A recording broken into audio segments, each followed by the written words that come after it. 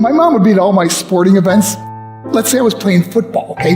My mother would be on the sidelines, and if the play on the field started going one way, my mother would run along like, Mark, get up, get up. I'd be like, oh my gosh. I'd get in the huddle with the other guys. They go, Mark, is that your mother? I go, no, I never saw her before in my life.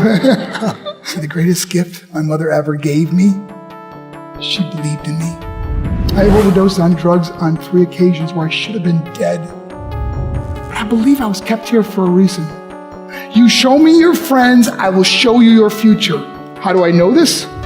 I hung out with losers, and I became the biggest loser of them all because I gave up everything I dreamt about as a little boy because of who I chose to surround myself with. My friends would drive me home at 2, 3, 4 in the morning. We'd be drunk and high, laughing in the car. We'd pull up in front of my house in New York. They go, Mark, the light's on. I go, oh man, my mother's up. See, my mom wouldn't go to bed until she knew her son was still alive. I'd walk in, she'd say, hi Mark, how was your night? I go, it's good, Mom, I'm just gonna go to bed. She goes, can I talk to you for a minute? I go, Mom, I'm tired, I'm just gonna go to bed. She goes, Mark, I haven't seen you all day and all night. Can I please talk to you? I said, man, just leave me alone. You bug me. I'd slam my bedroom door on the one person who believed in me. I was on a worldwide tour and we were wrestling overseas in Japan. After my wrestling match, I went upstairs in my hotel room and I fell asleep. There was a knock at my door at 3 o'clock in the morning. I got out of bed, I looked through the safety window and I could see it was a Japanese promoter.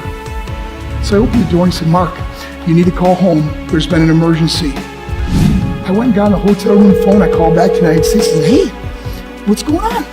He said, Mark, I don't know how to tell you this. I said, just tell me what happened. I suddenly started crying. They go, Mark, I can't tell you. I said, just say it. I said, Mark, your mother died. I just threw the phone down.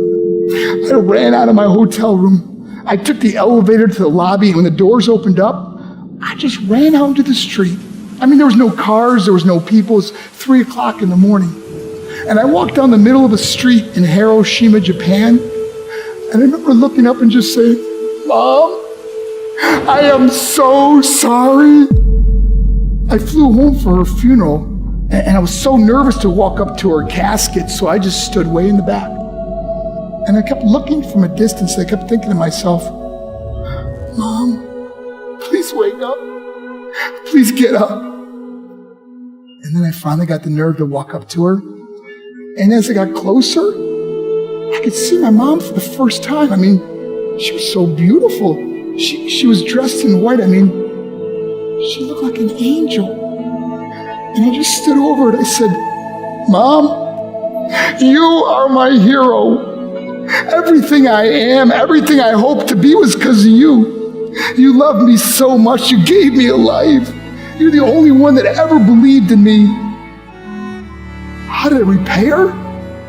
By getting drunk, by getting high, by getting stupid, by hanging out with losers? For what? All she ever wanted to do was talk to me. I wish I could talk to you now, Mom. I wish you could see what I'm doing. Why couldn't I have been a better son? We are defined by our choices. But if you surround yourself with people involved in drugs and alcohol and pills, it's a dead end. I'm not here to preach to you. I'm here to tell you I lived that life. It leads to broken hearts, broken relationships, broken dreams, and death. For what? To get high? See, my whole life was about being rich and famous. I had to be a millionaire. I had to win the race. I had to win the race at the expense of my marriage, my family, my friends. For what? To be all alone in the world? I learned what is truly important, and that is how precious this gift of life is, and our families, and how quickly it can be taken away. See, I no longer live in time, I live in moments. See, it's not what's in your pocket that matters, it's what's in your heart that truly matters. Love is just a word until somebody comes along and gives it meaning. You You're the meaning.